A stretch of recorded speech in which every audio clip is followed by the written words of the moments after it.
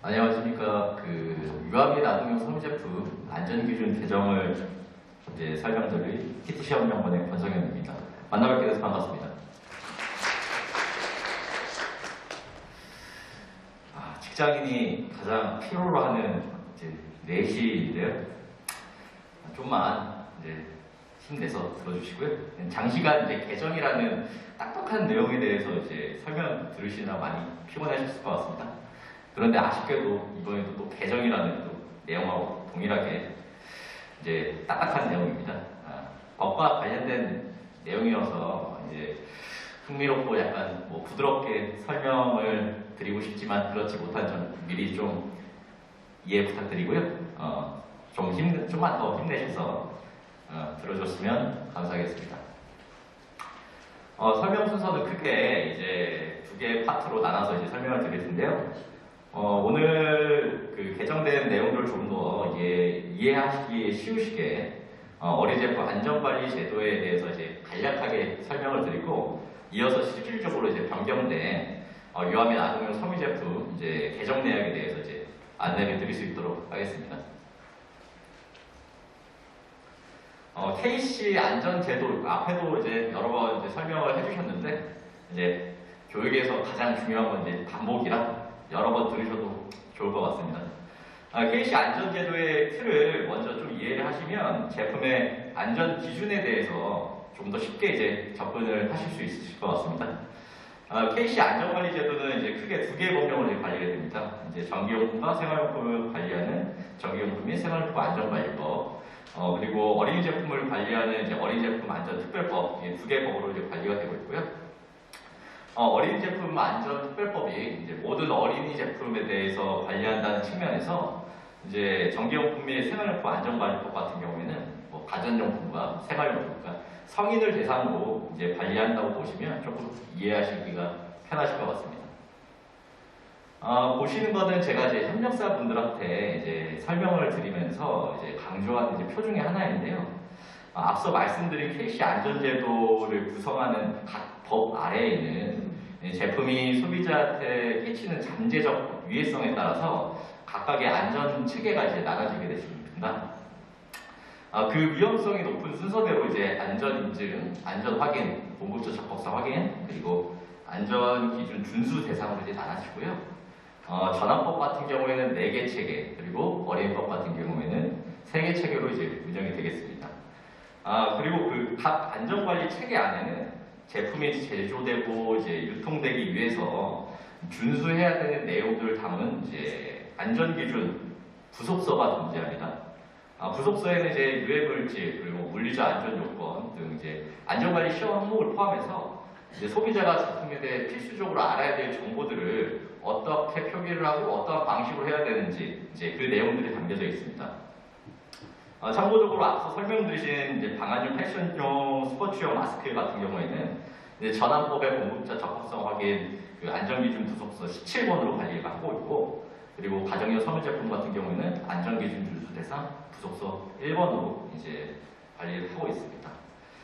제가 설명드릴 내용은 이제 어린이법에서 안전 확인, 유아용 섬유제품 안전관리 부속서 1번, 그리고 공급자 적합성 확인에 들어가 있는 아동용 섬유제품 부속서 1번으로 15번으로 이제 설명을 드리고, 그리고 추가적으로 어린이법만이 가지고 있는 안전관리 문서인 어린이제품 어린이제품 공통안전기준에 대해서 이제 어떻게 개정이 됐는지 설명을 드리도록 하겠습니다. 보시는 바와 같이 이제 안전관리 체계는 이제 법 아래 안전기준 부속서들이 존재하고 있고요. 이런 부속서는 이제 국가기술표준원 홈페이지에서 열람해 보실 수 있습니다. 국가기술표준원 홈페이지에 접속하셔서 보시는 바와 같이 안전기준 열람을 클릭을 하시면 적색으로 된 생활용품, 그리고 어린이 제품, 그리고 녹색으로 된 안전기준 열람을 누르셔서 이제 부속서 열람이 가능하신데 어느 경로로 접속하셔도 열람이 가능하시겠습니다.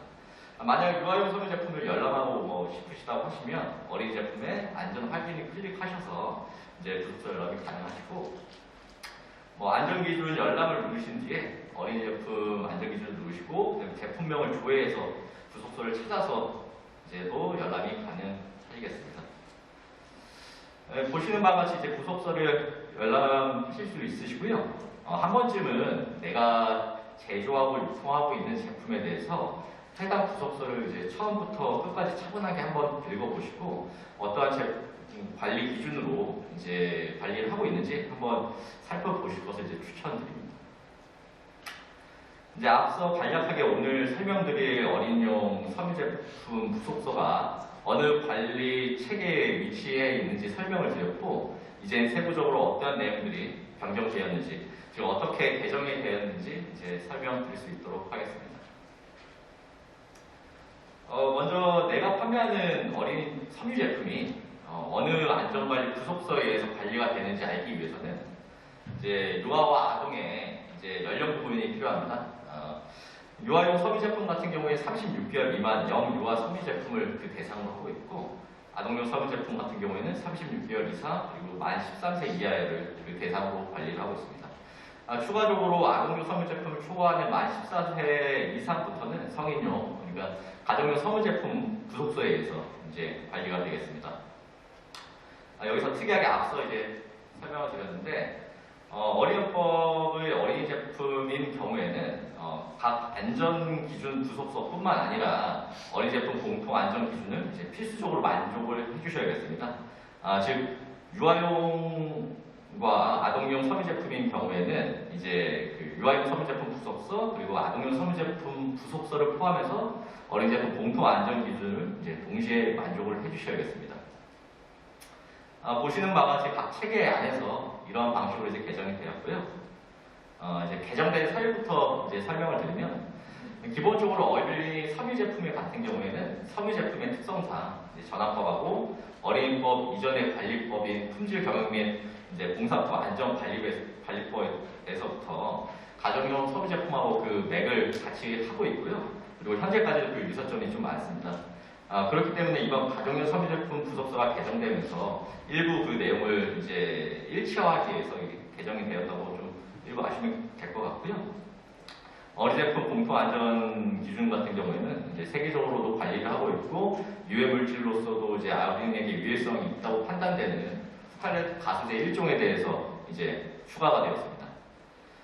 그러면 이제 이렇게 개정된 내용의 적용 일시 같은 경우에는 이제 언제 적용이 되냐면, 어린이용 섬유제품 부속서 같은 경우에는 이제 개정에 대한 의견 수렴 기간인 행정예고를 7월 16일 날 이제 실시하였고, 그리고 개정 내용과 그 이제 여러 의견 수렴 바탕으로 된 문서를 적용하였음을 이제 알리는 고시를 10월 27일 날 이제 실시했습니다.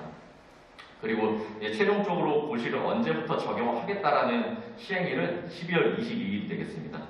어린이 제품 공통 안전 기준도 이러한 행정 예고와 고시를 거쳐서 내년 1월 1일부터 이제 적용이 되겠습니다. 그렇다면 이제 유아용 섬유제품과 아동용 섬유제품 부속서가 그리고 어린이 제품 공통 안전 기준이 어떠한 식으로 개정이 되었는지 변경되었는지 설명을 드리겠습니다. 보시는 건 안전 기준의 이제 주요 개정 사항들을 이제 요약한 표입니다. 주요 개정 사항은 유아 및 아동용 섬유 제품은 제품의 범위를 포함해서 총 6개 분야에 대해서 이제 개정이 되었고요. 어린이 제품 공통 안전 기준 같은 경우에는 프타레트 가소제가 이제 개정이 되었습니다. 참고적으로 제 개인적 이제 의견으로는 이제 제품을 제조하시면서 좀 신경을 많이 써주셔야 될 것 같은 경우에는 품목별 세부 분류하고 이제 어린이 제품 공통 안전 기준에서 프타레트 가소제가 이제 좀 중요할 것 같습니다. 이 부분 같은 경우 유해 물질하고 이제 관련된 부분이기 때문에 좀 신경을 많이 써주시면 이제 써주실 것을 이제 당부드립니다. 그럼 이제 하나씩 세부적으로 그 내용을 이제 설명드리겠습니다. 첫 번째로 안전기준 부속서로 관리하는 대상의 그 범주를 좀 명확화했습니다. 가장복, 그러니까 코스튬이랑 의상에 대해서는 기존에도 이제 놀이의 기능이 있다고 이제 판단해서 이제 완구로서 이제 관리를 기존에 하고 있었는데, 그 근거가 이제 다소 좀 불명확한 부분이 있어서 이를 좀 더 명확하게 하고자 부속서에서 이제 가장복은 완구로서 관리할 수 있게끔 명시화했습니다. 참고적으로 완구회 같은 경우에는 안전 확인에 속해 있는 이제 완구로서 체계로 분류돼서 이제 인증 대상으로 분류가 되는 이제 품목이겠습니다. 맞춤보게 같은 경우에는 이제 아동용 섬유제품 부속서에는 관리 품목으로 이제 제외가 되고 있었는데 제외를 이제 이미 하고 있었고요. 유아용 섬유제품 같은 경우에는 그 이제 기존에 그 내용이 없었기 때문에 맞춤복에 대한 안전관리 부속서 내용을 제외함을 이제 명시화했습니다. 이제 정의를 보시면 맞춤복 같은 경우에는 개인을 위한 위에 형태, 재료, 색상 등을 임의로 선정하여 주문 제작하는 의복을 얘기를 하고 있고, 가장보호 같은 경우에는 축제, 파티, 역할놀이 등 특정 행사에 사용되는 의상을 의미하겠습니다. 따라서 이제 가정복 같은 경우에는 놀이 기능이 있다고 판단해서 이제 왕구와 어린이집 공통안전 기준으로서 이제 관리를 해주시면 되지만, 맞춤보호계 같은 경우에는 이제 섬유제품 부속서에서 제외가 되기 때문에 어린이집 공통안전 기준으로만 이제 관리를 해주셔야겠습니다. 여기서 약간 혼동되실 수가 있는데요. 다시 한번 이제 말씀을 드리면, 맞춤보호계 같은 경우에 유아용, 아동용 섬유제품 부속서에서만 이제 제외가 된 뿐이지 기존의 그 어린이 제품은 분류가 되기 때문에 섬유제품 부속서의 안전관리를 제외하고 어린이제품 공통안전 기준으로는 이제 관리를 해주셔야겠습니다. 제가 설명드린 내용 뒤에는 이제 개정된 부속서 내용을 이제 발췌를 해서 현행 내용과 개정된 내용을 이제 비교해서 참고해서 봐주시면 되겠습니다. 우측에 이제 파란색으로 명시된 부분이 이제 개정된 내용입니다. 다음은 이제 용어의 정의입니다. 용어의 정의는 이제 큰 특이사항 없이 기존의 가정용 섬유제품에 따라 적용됐던 내용을 이제 부속서에 명시화했습니다. 다음으로 이제 개정된 사항은 품목별 세부 분류입니다. 좌측은 기존의 이제 세부 분류이고 우측은 이제 개정된 내용입니다. 개정된 내용은 이제 파란색으로 이제 하이라이트를 해놨고, 개정된 주요 내용을 이제 보시면 다음과 같겠습니다. 첫 번째로는 앞서 설명드린 것처럼 섬유제품 특성상 이제 가정용 섬유제품하고 그 맥을 좀 같이 하고 있기 때문에 커버홀스, 톱밥, 가디건 등과 같이 제품 명칭을 이제 가정용 섬유제품 부속서하고 일체화했습니다. 두 번째로는 앞 시간에 이제 설명을 들으신 방한용, 패션용, 스포츠용 마스크 안전 기준이 이제 제정됨에 따라서 그 내용이 유아용 섬유제품 이제 부속서에도 다시 반영이 됐습니다. 마스크의 제품을 이제 특성을 고려를 해서 유아가 사용하는 마스크의 경우에는 마스크의 안전 기준을 추가적으로 만족을 해주셔야겠습니다. 즉 예를 들어서 유아용 방한 마스크 같은 경우에는 유아용 섬유제품 안전기준 부속서, 그리고 방한용, 패션용, 스포츠 마스크 안전기준, 그리고 어린이제품 공통안전기준, 이 세 가지를 모두 충족을 해주셔야겠습니다. 세 번째로 합성수지 매트의 경우에는 안전하게는 합성수지제, 어린이용품의 바닥 매트 기준으로 이제 분류됨에 따라서 유아용 섬유제품 부속서에서 관리를 하지 않고 별도의 안전확인 시험을 거치셔야겠습니다. 다음은 아동용 섬유제품 품목 분류입니다. 아동용 섬유제품 같은 경우에는 기존에 가정용 섬유제품 품목 분류를 이제 따라갔지만 아동용 섬유제품의 이제 특성을 고려를 해서 가정용 섬유제품과 유아용 섬유제품 기준을 반영을 해서 이제 새롭게 분류가 되었습니다. 아동용 섬유제품도 이제 유아용 섬유제품하고 이제 마찬가지로 이제 아동용 방한용, 패션용, 스포츠 마스크 같은 경우에는 아동용 섬유제품 부속서, 그리고 그 마스크의 부속서, 그리고 어린이제품 공통안전기준, 이 세 가지 기준을 모두 만족을 해주셔야겠습니다. 매트류 또한 유아용 섬유제품 분류와 동일하게 진행이 되겠습니다. 특이한 점 같은 경우에는 그 유아용의 경우에는 이제 지정된 해당 분류 내에서만 이제 관리가 이루어지게 되는데, 아동용 같은 경우에는 이제 해당 분류에 없을 경우에는 가정용 섬유제품의 부속서에 있는 세부 분류를 따라서 이제 품목 분류가 이루어지겠습니다. 다음으로는 제외 대상 및 그 예외 대상의 명확화입니다. 용어가 이제 조금 헷갈릴 수가 있는데, 말 그대로 시험에서 제외할 수 있는 것들과 그 중에서 다시 제외가 안 되는 것들에 대한 설명입니다. 많이들 이제 들어보셨겠지만 총 면적의 5% 미만, 총 중량의 1% 미만의 섬유 자재에 대해서는 이제 시험에서 제외가 됨을 이제 알고 계실 겁니다. 면적이 작거나 중량이 낮으면 인체에 끼칠 수 있는 유해 영향이 이제 가능성이 좀 낮다고 이제 판단하고 있습니다. 네, 그러나 이제 피부에 지속적으로 이제 접촉을 하고 부위에 대해서는 이제 면적이 작고 중량이 낮더라도 그러한 낮은 가능성 또한 인체에 유해에 끼칠 수 있다고 판단을 해서 관리 대상으로 분류하고 있습니다. 네, 그런데 부석서에서 이제 명시한 대로 피부에 지속 접촉하는 부위를 특정하기가 다소 이제 광범위하고 좀 불분명하기 때문에 시험 대상의 분류에서 이제 다소 혼선이 있었습니다. 그래서 협력사 분들의 이제 제조 상황과 그리고 전문가들의 의견을 이제 거쳐서 제품을 착용 시에 피부에 불가피하게 그리고 반드시 발생하는 품목들을 구분을 해서 시험에서 제외가 불가능한 품목들을 이제 명시하였습니다. 그 대상으로는 이제 네일류, 모자류, 장갑류, 양말류, 그리고 슬리퍼, 샌들, 신생아 용품이 되겠습니다. 다시 설명을 드리면 이 품목 분류 경우에는 앞서 말씀드린 총 면적의 5% 미만 그리고 총 중량의 1% 미만이라도 반드시 유해물질의 안전성을 이제 확인을 해주셔야겠습니다. 가끔 이제 혼동하시는 분들이 계셔서 이제 다시 설명을 드리는데 제외가 가능한 자재 같은 경우에는 이제 섬유 자재일 뿐이지 다른 기타의 재질들은 제외가 되지 않는다. 이 점 다시 확인해 주시면 감사하겠습니다. 다음 내용은 이제 품질 표시 사항입니다. 품질 표시 사항 같은 경우에는 제품이 가지고 있는 기본 정보를 소비자에게 정확하게 전달하는 데 그 목적이 있습니다. 기본적으로 유아용 섬유 제품과 아동용 섬유 제품 같은 경우에는 가정용 섬유 제품을 공통적으로 이제 품질 표시 사항을 이제 따라가고 있습니다. 기존 대비해서 이제 크게 변경된 내용은 이제 없으나 개정된 내용으로는 이제 가정용 섬유 제품 부속서 본문에 6.1.2항을 추가를 해서 제품의 스타일 번호, 바코드 번호, QR코드 등 이제 표시할 수 있음을 이제 명시하였습니다. 좀 더 이해하기 쉽게 이제 표시를 해놓은 내용이고요. 여기서 이제 중요한 점은 사항의 이제 핵심 내용은 기재 사항의 표현이 공제품이 언제 만들어졌는지 객관적으로 추적이 가능함을 포함하고 있어야 된다는 겁니다. 만약 해당 내용으로 이제 추적이 불가능하다고 하면 그 내용은 이제 표시해서는 안 되고요. 추적이 가능한 이제 제조 언어 등으로 대체해서 이제 표시를 해주셔야겠습니다.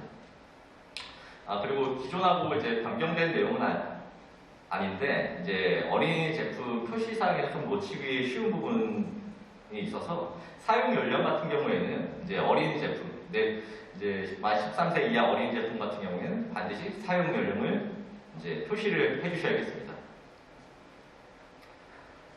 방한용, 패션용, 스포츠용 마스크 안전 기준이 이제 제정이 되면서 어린이용 마스크의 경우에도 앞 시간에 들으신 것처럼 방한용, 패션용, 스포츠용 마스크의 안전 기준에서 요구하고 있는 이제 품질 표시 사항을 따라서 이제 기재를 해주시면 되겠습니다. 단 유의할 점 같은 경우에는 이제 성인 용품하고 구분을 할 수 있게 사용 연령을 반드시 어린이 제품 같은 경우에는 표시를 해주셔야겠습니다. 다음은 앞에서도 이제 좀 강조를 드렸던 유해물질 기준입니다. 갑자기 이제 또 어린이 제품 공통안전 기준이 나와서 좀 이제 의아해 하실 텐데요. 어린이용 섬유 제품 유해물질 개정을 좀 말씀드리기 전에 먼저 어린이 제품 공통안전 기준에 대해서 이제 좀 설명을 드려야 이해가 이제 쉬우실 것 같습니다. 모든 어린이 제품 같은 경우에는 이제 어린이 제품 공통안전 기준을 따라야 된다고 앞서 설명을 드렸고, 그렇다면 이제 어린이용 섬유 제품 같은 경우에는 개별 안전 기준 부속서하고 공통안전 기준 두 개로 이제 관리된다는 걸 이제 아실 겁니다. 그럼 여기서 두 개의 안전 기준에서 중복되는 내용 같은 경우는 어떤 걸 더 우선시하느냐는 이제 문제가 발생할 수, 의문이 생길 수 있는데, 어린이 제품 공통안전 기준에 명시가 되어 있듯이 모든 요구사항을 이제 충족을 해줘야겠습니다. 그러니까 둘 중에 더 엄격한 사항을 이제 준수해야 함을 그걸 이제 원칙으로 하고 있습니다. 이 원칙을 좀 기억을 해주시고요. 어린이 제품 공통 안전 기준에서 납 기준을 금속하고 그리고 기타 재질 같은 경우에는 100 이하로 이제 관리를 하고 있고, 그리고 페인트 코팅 같은 경우에는 90 이하로 관리를 하고 있습니다. 그렇다면 이제 어린이용 섬유 제품 같은 경우에는 납 기준을 어떻게 하고 있는지 다음 장에서 보시겠습니다. 어린이 섬유 제품 부속서의 이제 개정 내용입니다. 기존 금속은 300 이하, 그리고 그 이외 페인트, 코팅, 고분자 기타 재료 같은 경우는 90 이하로 관리를 하고 있었는데, 개정이 됨에 따라서 이제 금속, 고분자, 기타 재료 100 이하, 그리고 페인트 코팅 같은 경우 90 이하로 이제 변경이 되었습니다. 어린이 섬유 제품 부속서 내용만 보면 이제 금속 기질이 300에서 100으로 이제 엄격하게 관리가 되는 것처럼 이제 볼 수 있는데요. 앞장에서 다시 보시게 되시면 앞서 말씀드린 것처럼 어린이 제품 공통 안전 기준과 섬유 제품 부속서 관리 기준 중에서 높은 기준을 관리한다는 적용 원칙에 위반을 해서 이미 20년 12월부터 금속은 이미 100 이하로 관리를 하고 있습니다. 결국에는 이제 부속서와 공통안전 기준을 일치화를 하는 내용이기 때문에 이제 내용에 대해서는 변경이 없으시고요. 오히려 고분자 기질 그리고 기타 재료에 대해서 90에서 100으로 이제 기준이 좀 완화되었다라고 이해를 해주시면 되겠습니다. 재질별 납 안전 기준을 요약한 표입니다. 페인트 코팅, 표면 코팅 같은 경우에는 90 이하, 금속 기질도 기존과 동일하고요. 고분자와 기타 재료는 90에서 100으로 이제 완화가 됐습니다. 다음은 어린이 제품 공통 안전 기준에서 이제 개정된 내용입니다. 푸탈레트 가소제 같은 경우는 6종으로 이제 기존에 관리를 하고 있었는데요. 가소제의 물질 중에 하나인 이제 DIP라는 물질이 그 위험성이 이제 확인이 되었고, 더불어서 세계적 관리 추이를 반영을 해서 신규 관리 물질로 추가가 됐습니다. 그렇기 때문에 이제 6종에서 7종으로 이제 관리 물질이 이제 늘어났고요. 푸탈레트 가소제 같은 경우에는 합성 수지뿐만 아니라 섬유나 가죽 위에 코팅 또한 이제 포함이 돼서 관리가 하고 있습니다. 푸탈레트 가소제 같은 경우에는 공통 안전 기준에 포함됨에 따라서 이제 모든 어린이 제품에 대해서 이제 적용을 받고 있고요. 해당 내용은 이제 가소제에 대한 내용이고, 그리고 세계적으로 어떻게 관리를 하고 있는지 내용을 참고해 주시면 되겠습니다. 제가 준비한 내용은 여기까지고요. 이어서 이제 질의응답을 계속 받으실 텐데요. 사회자께서 이제 질의응답에 관련해서 이어서 설명해 주시기 바라겠습니다. 장시간 들어주시도록 감사합니다.